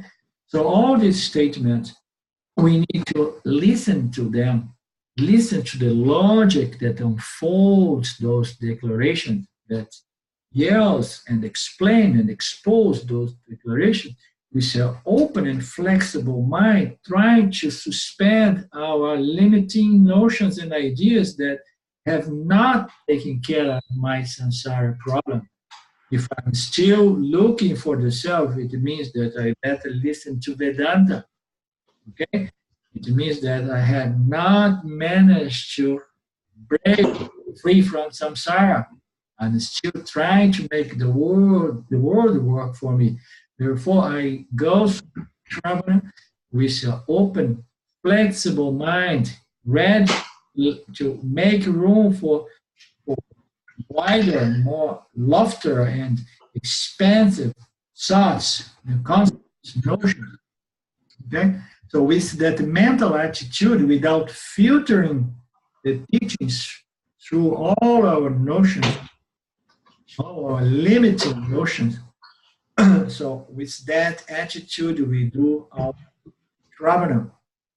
And then Manana, we're going to be contemplate on these teachings and resolving doubts, and then makes sense to understand that as we contemplate, meditate, and resolve doubts, reflections, and so on, we go gradually integrating or assimilating. Literally means knowledge. But Shankaracharya, about 1,300 years ago, introduced another meaning to this word, nididhyasana. He called it also application of knowledge, and I love this, okay? Application of knowledge, you assimilate, and you have to convert this knowledge that you assimilate intellectually, you have to convert them into real emotional knowledge. What is an emotional knowledge? Is a knowledge that is not only up here in your intellect, but has spread through your system, so that when you contact the world, your emotional personality reacts wisely to whatsoever Ishvara or your Prarabdha karmas brings you in contact with. Okay?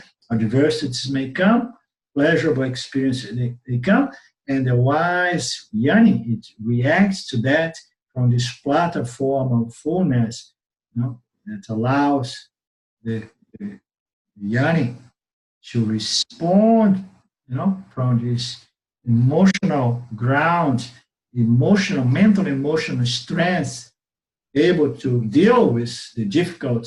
Life is just a crisis, problem after the other to deal with. As Ramji says, everything is going south all the time. Our minds are going south all the time. Okay? So we need to develop this knowledge. We need to apply this knowledge, integrate, internalize this knowledge, so that this knowledge lives through our lives and reflects itself in this strength, this power, emotional, mental strength to deal with the problems of life without losing our balance, without losing our discrimination, without forgetting exactly who and what we are, our true nature. So this is the meaning of nididhyasana recently, about 100 years, introduced by Shankara, as application of knowledge. It's assimilation, application, converting the intellectual, mental knowledge into real, internalized, integrate knowledge that somehow makes you live your life with this sense of immunity and freedom against the adversities that constantly affect even the kings. How about us? Okay? Even the kings go through adversity. They have invaders, they have war, they are on the top now. Tomorrow they have to go into exile, into the forest, and then they are killed. So everybody goes through pleasures and pains in life, and the key of a happy life is to develop this integration of self-knowledge, a knowledge that was fully applied and assimilated, so that we can go through life without losing our wisdom, our balance. This is nididhyasana.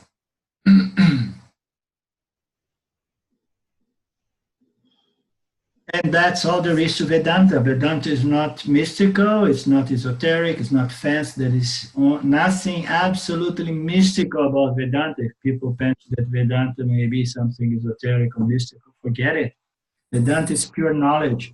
Oh, pure knowledge, okay, but I want to have a mystical experience to validate this knowledge. A lot of us have had this great idea. Okay, I find it very beautiful.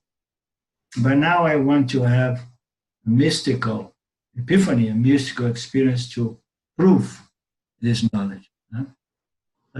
You see the absurdity of that. Now I want to produce an experience And we know that every experience is limited by time and space. It's impermanent. I produce an experience that can prove that I am the light of consciousness, that I never change, and I'm always ever present. The subject principle now wants to have an object that is limited by nature to validate itself as the only subject conscious principle which is limitless by nature. It's a total absurdity. Otherwise, therefore, it's just better to forget about that. Some people, they came with some tendencies, spiritual tendencies, vasanas, or mystical, esoterical, epiphanies, and so on. Some people come with those things. Okay? Look at the life of Ramana Maharaj. He was only 16, 17, and he had that experience, and immediately he went from Nirvikalpa Samadhi. He was neglecting his body. Temple of God, body, gave him a body. He was neglecting his body, getting his body attached to the ground of some dirt caves in Tiruvannamalai. Okay? So he had that vasana, that tendency that compelled him. And they say, oh no, me too, I want to follow his footsteps, I want to find a cave and I want to go into Nirvikalpa Samadhi. Bad idea. We should know that Ramana Maharaj used to discourage people who used to sit with him, people who had this tendency in to go into Nirvikalpa Samadhi. He used to tell them, no, stay alert, stay awake. This is just another form of sleep. Don't go into Nirvikalpa Samadhi. You understand? He used to alert people. He said, Nirvikalpa Samadhi is not the answer. No state of mind is the answer. The only answer is to know what you are, who you are, and to know the implied meaning of knowing who you are, that I'm already full and complete. Okay? And he has made one of his most Vedantic statements when he said, by knowledge alone the self can be realized. Because he used to answer people on all levels. People used to come to him wanting a mantra. He used to provide a mantra. They want to have some special puja. He would say, go here and there to that temple. Okay? If you want meditation, you should do this meditation. He used to talk to people on every level. But here and there, he used to present the naked truth. To some people, maybe, who were before him and they were really ready to hear the truth. Okay? By knowledge alone, the self can be realized. Or he used to say, why want to realize the self? He used to say, when the self is not realized, the self is always ever present. What is this story? How can you come to me and ask me how to realize the self? If the self is realized in the you trying to realize the self. So Vedanta is not mystical, it's not esoterical. It's just a practical, straightforward means of knowledge that helps you to reevaluate the unexamined assumptions that you have made about your experience of life, meaning to say that you are limited. So we have this notion, this universal beginningless experience, ignorance, information, wrong notion that I am limited, I am small, I am inadequate, I am incomplete, I am bound by time, I am growing old. I was born, I was dying. Yeah, I come here, I grow and I go, and all these notions. Okay? So Vedanta is going to help us to re-examine those notions, and in due time is going to prove to our beautiful intellect, our true nature, and doing that by the means of neutralization, removal, or cancellation of all those stupid notions that we learn from Maya, the beginningless, avidya, ignorance.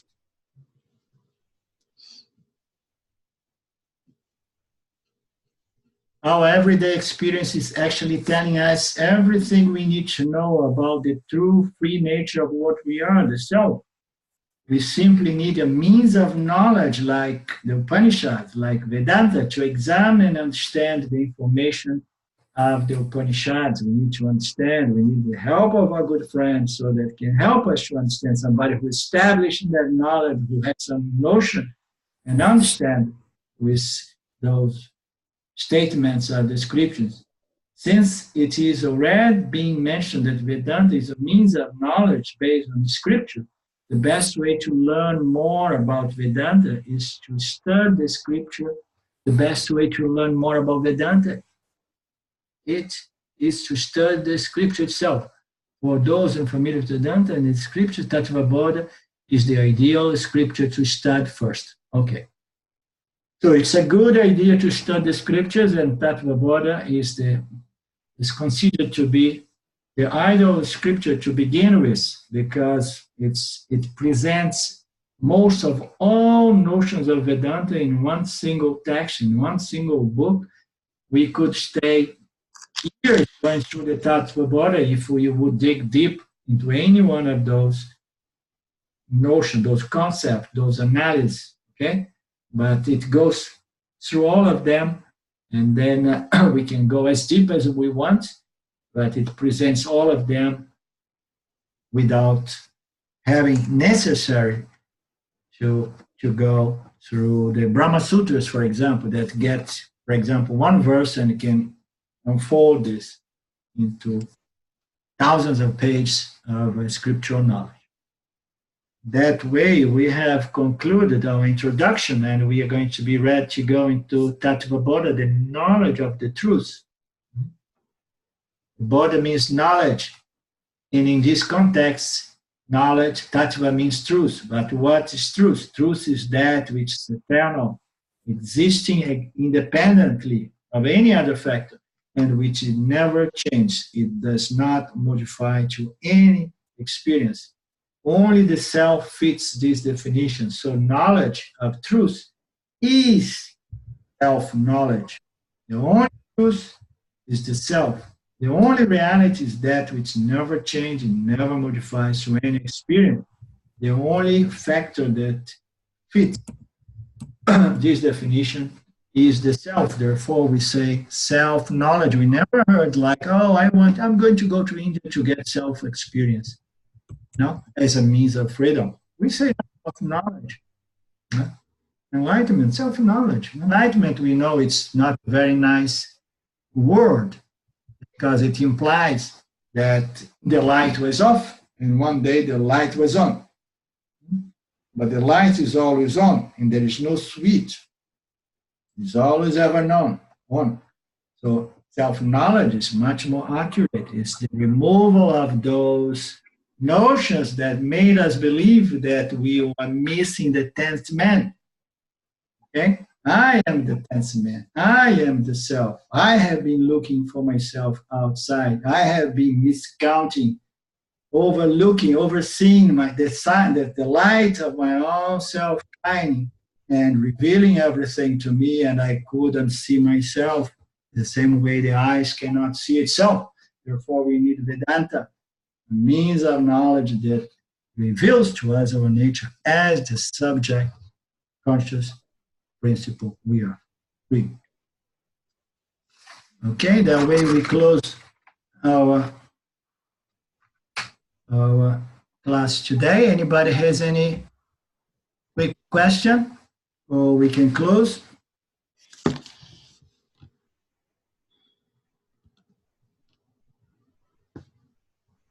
Arlindo, I just sent a group chat to just remind, maybe you can share your email and we can make sure you receive a donation.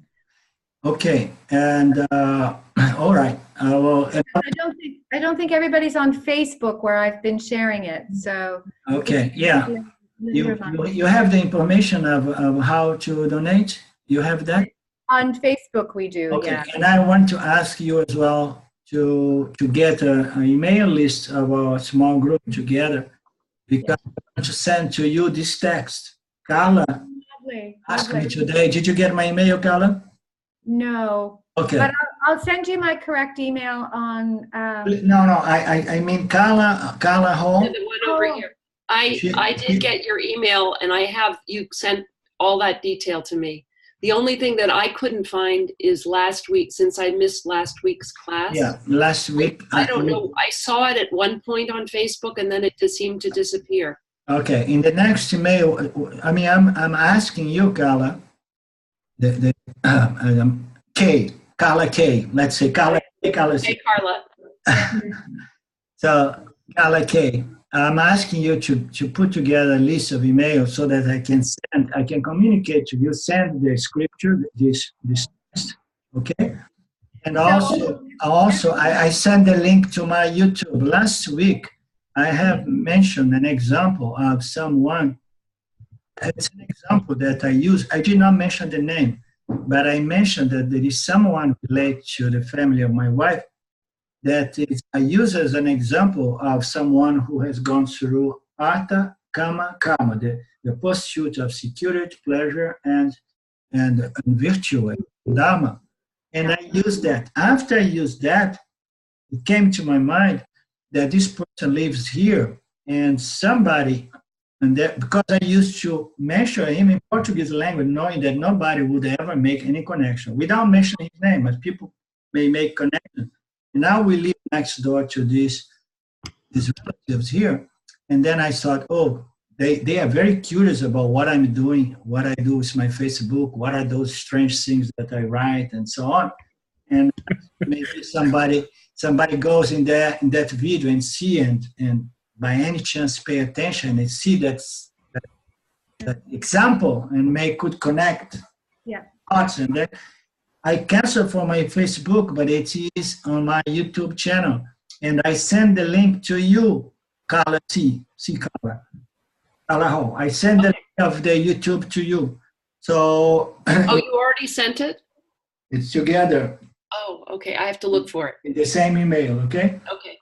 So our first class is in there. And if you send to me this email list, I send also let's say I send to you the link to my YouTube channel, Carla K. And then you put together, you pass it on together with the information. So, and then you pass this email list to me, and then I send the text to all of you. All right? If people, I just put my email in a group chat, so you can email me directly your email, and then I'll do a list. Okay. I do it through the Facebook. I send you my email because we never connect through email, and then you do a list, and we get I'll email it to you. Okay. So that would be lovely to have a copy of the teaching. So it would be great, Arlindo. We send it to you. Yeah, I'm gonna send the original because I have been doing a lot of my own commentaries and writing, but it's evolving every time I open this. I keep adding something. I'm sending the original, which is the text of Shankara with the commentaries of Ramji. Okay. Good. Thank you. And there's a question on the group chat, Arlindo, from Gertrude. It's Trudy here. Hey, Trudy. Hi, Arlindo. Sorry I was late this morning. I can see autocorrect has jumped in there, and I didn't really pay attention to the changes it was making. So I hope you can understand it's saying guns instead of gunas. If I can read it for you. If we are under the governance of the gunas, can we really be said to have control over the way our jivas, not divas? Oh my God, autocorrect. Oh God, let me read it through. If we are under the governance of the gunas, can we really be said to have control over the way our jivas? Our jivas. Jivas. Not jivas. Yeah, jivas. And then the last bit, I don't know what autocorrect did here. That was not what I intended to say. What is rasped to the magic word? What do you mean rasped? Well, as I say, autocorrect has really gone in there. Respond. Autocorrect. Respond. Respond. Okay. Respond to the magic. Respond to the magic word. I guess. I don't need magic. I need Maya. Yeah. Okay, Maya word. Maya world. Maya world. Yeah, the gunas, they are the building blocks of the universe, and of course, they are the building blocks of the construct body-mind called the jiva. We are all governed by these three energies that they sprout into the basic elements and the secondary elements and the chemical and physical elements. Okay, the gunas are the energies, the qualities that somehow bind and color everything in the universe. So our minds and body are governed by that. And in the beginning of the class today, we touch a little bit the fact that spiritual development is a process of converting the rajas first, and then rajas into sattva. Okay, and we do that by the means of understanding first how the gunas work, how they impact on our human experience, what is certain gunas, what gunas are predominant in our minds, and how gunas tied and enslave the jiva to its environment. We get tied, it becomes a prison, it becomes a robe, the guna, because according to our guna predominance, we become slave of a certain setup, a certain environment, which is familiar to our predominance of guna. That's where we get slaved by the gunas, and we may get slaved or tied or roped, tied to even to sattva guna, because somebody who has more sattva and did not understand what is the purpose of the development of sattva and think that sattva serves the purpose only to enjoy peace, silence, and clarity of mind, and somebody stops there rather than use that platform, scientific platform, to submit that purified mind, that scientific mind to the knowledge of the scripture, that person is going to be stuck and dependent on that setup, that circumstance, that environment, okay, that scientific environment, and that person, the moment that it has to come out that environment, like the example I mentioned today about my friend who was only happy he was in Vikalpa Samadhi. Anytime he had to come out to interact with the world, he was already suffering, okay? So we can get stuck in sattva and become a slave of sattva. We are slaved of our energy, our rajas. So if we are extremely rajasic, we need an environment with a lot of channels or outlets for expression. My organs of actions are activated. They want action. They want dynamic interaction. They want to go and so on. So all these gunas, they slave us to the environment that is conducive to the maintenance and sustenance of that kind of predominance. Predominance. You understand? That's the problem. Okay? You get a rajasic person, put her or him in a very sattvic environment, the person is going to feel like a fish out of water. So I'm going to want a rajasic person put in a sattvic environment is going to feel like a fish out of water.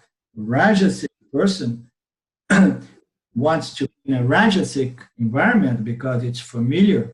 Okay, the same way a sattvic person, if you put a sattvic person in a very sattvic environment, the sattvic person is going to suffer. Okay, this is dependence. This is not freedom. Freedom is to go beyond the gunas by understand that you were that before, quote unquote, or beyond the gunas. You are this conscious subject principle that once it comes into operation, you become colored like that, and then you develop those aspects of personality, okay? Every jiva is constructed by these three gunas, and there is no such a thing as a perfect jiva, but you need a certain predominance of sattva so that you can understand your true nature and live in meeting through the gunas, but free from the gunas. You understand, Trudy? Well, I understand that, but my question is, because you're talking about in today's lecture, from the part I heard, is that if you understand your nature being consciousness and you're pure and whole, in your day-to-day life, living interaction with the Mayic world, you're suggesting that there's some element of doership. But in the Jiva, in the Mayic world, you're under the governance of gunas, so you don't really have much free will. It's just you have to do what the gunas are demanding. So I still don't understand. You have free will. The elements where free will comes in. Yeah, and where you have free will. Let me just say, it's a bit late to get into this conversation, but we have free will. Every time that we have to respond to the field, life is nothing but stimuli and response. The field, we contact the field, and then immediately we are called to offer a response to any stimuli, okay? So every time that we need to respond with an action, we have free will, and we need to exercise our free will, the power to choose, okay? Every time that our Prarabdha karma manifests as my life circumstance, that is fate. Fate is yesterday manifesting as today. That's fate. It's the results of my previous life, my previous actions, my previous incarnation. It manifests as destiny, as fate. When it comes, it's fate. But when I respond, I have free will. There is not in the media, there is absolute cause or absolute an effect. This is a cyclic thing that exists within one another, okay? So when we are called to respond, we have our free will, and when we are called to respond, that's the moment, once we have the understanding of the scripture, the help of the scripture, we can begin manipulating our gunas. You understand? We can understand how the gunas work, how it controls us, and then we can start modifying our lifestyle, avoid certain things that stimulate some gunas. And why we say that we need to convert ultimately rajas into sattva. Not that we want to get a mind which is 100% sattvic or all the time controlled by sattva. No. We want to have a certain dominance of sattva in proportion that allows us to do our self-inquiry and gain our self-knowledge. Once you know who you are, and then you no longer depend on any kind of guna dominance to be okay. The yani, they accept when the mind is more tamasic, when the mind is more rajasic, but the yani, on the other hand, has a mind which is mostly dominated by sattva. Why? Because self-knowledge resolves the mind. Because self-knowledge neutralizes these energies, these raga dveshas, that all the times are operating, these fears and desires. Okay? Self-knowledge, the knowledge of my fullness, therefore these energies, they dry out. Okay? So the yani is not concerned about its mental condition. He went beyond the gunas in the sense that he realized that he's that which is before or beyond the gunas. He's free from the gunas. Okay? And by not paradox, but as a byproduct or as a bonus, this knowledge makes the mind of the yani naturally become more conditioned by guna. You understand? So there is a lot we can do. Free will does exist as one half of the equation. Every time we are called to act, we have our free will as a jiva, and we better exercise it intelligently. And how to exercise it intelligently? We have to first submit our mind to the knowledge of the scripture, understand what is karma, what is dharma, how to behave in the world, the relationship between jiva, ishvara, and the environment, and so on. And then we can grow, and be free. By the process, through this process of developing a clarity of mind, contemplative mind, sattvic mind. Okay? So we can talk more about that, but free will is a very important subject. It does exist, and we better exercise it wisely. Okay, let's close. Om Purnamada Purnamidam Purnamudachyate Purnasya Purnamadaya Purnameva Vashishyate. Om Shanti Shanti Shanti. Thank you, everybody. It was nice, beautiful, a great pleasure. Thank you. See you again, Thank Kala. you, Arvindo. Thank you. And Thank you, Orlando. Namaste. see you next Great. time. Kiss to all. Thank you, Arvindo. Bye bye. Thank you, Mark. Bye bye. Much love. And Kala, you can answer my email later on, and then we can get together. Yeah, hopefully everybody will send me a little bit of an email. Okay. Okay, I'm so confused when I said Kala. I was talking to Kala. I've already responded, Arlindo. Okay. Bye. Bye bye. Bye. Bye bye.